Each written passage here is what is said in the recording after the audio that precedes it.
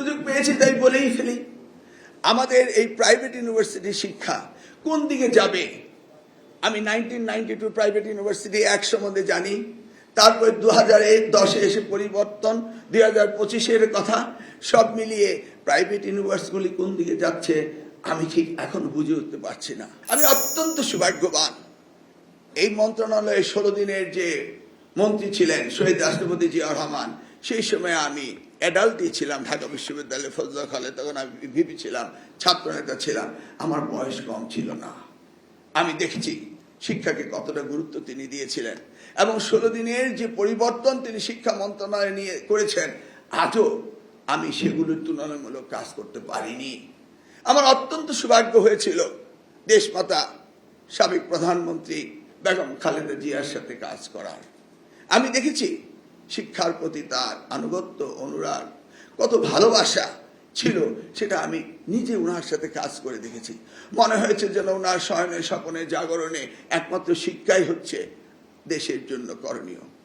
আজকে আমি আবারও সৌভাগ্যবান যে আজকের প্রধানমন্ত্রী, যারই ওই শহীদ জিয়ার, বেগম খালেদা জিয়ার রক্ত যার ধমনীতে স্রোতধারায় রয়েছে, তিনি আজকে প্রধানমন্ত্রী হয়ে তিনিও দেখছি শুধু শিক্ষা শিক্ষা শিক্ষা নিয়েই কাজ করছেন।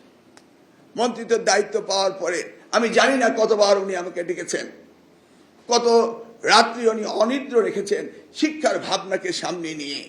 সেই ভাবনাটা তো উনি একা করলে হবে না, সকলে এর মধ্যে থাকতে হবে আপনাদের সকলকে। আপনারা এই শিক্ষা প্রেমিক, শিক্ষা অনুরাগী, শিক্ষার দায়িত্ব নিয়েছেন, এই হাবের মালিক হয়েছেন। অতএব আপনাদের কাছে আমি আশা করব প্রত্যেকটি বিষয়ে যেন আপনারা অত্যন্ত গুরুত্ব সহকারে গভীরতার সাথে এগুলিকে বিবেচনা করেন, কারণ এগুলি আমাদের সমন্বিত দায়িত্বের পরে যে কিভাবে আমরা এই শিক্ষাগুলি নিয়ে যাব। সুযোগ পেয়েছি তাই বলেই ফেলি। আমাদের এই প্রাইভেট ইউনিভার্সিটি শিক্ষা কোন দিকে যাবে? আমি 1992 প্রাইভেট ইউনিভার্সিটি এক সম্বন্ধে জানি, তারপর 2010 এসে পরিবর্তন, 2025 কথা, সব মিলিয়ে প্রাইভেট ইউনিভার্সিটিগুলি কোন দিকে যাচ্ছে আমি ঠিক এখন বুঝে উঠতে পারছি না। এটা কি বাণিজ্যকরণ করা হবে, না এটা সত্যি এডুকেশন হাব তৈরি করা হবে, না আমরা এখান থেকে ডলার, পাউন্ড, স্টার্লিং বিদেশে পাঠিয়ে দিব, না বিদেশি শিক্ষা ব্যবস্থাকে এখানে নিয়ে এসে তাদের ভিত আমরা এখানে গড়ে তুলব, আমি জানি না। শুধু প্রস্তাবের পর প্রস্তাব আসছে। তাই ইউজিসি চেয়ারম্যান সাহেবকে বলবো, ওয়ান্স ফর অল এভার আপনি সকলকে নিয়ে সমন্বিতভাবে এই কাজগুলো করে দিবেন, যেন আমাদের শিক্ষা ব্যবস্থা যেইভাবে প্রাইভেট ইউনিভার্সিটিগুলো এগিয়ে যাচ্ছিল সেই জায়গায় যেন তারা বাধাগ্রস্ত না হয়।